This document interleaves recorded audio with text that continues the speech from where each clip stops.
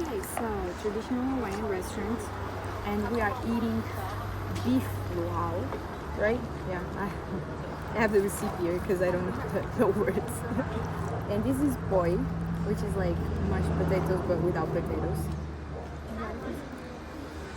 And this is beef, and this is sweet with coconut milk. Also, what else?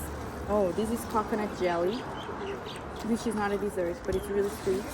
And this was ice cream with banana. They call him Tahitian sweet lady. Oh, and Mama Kitty and sweet. Yeah. Oh, and salad, tomato salad. We are enjoying. It is really, really, really good. It's worth coming and try it.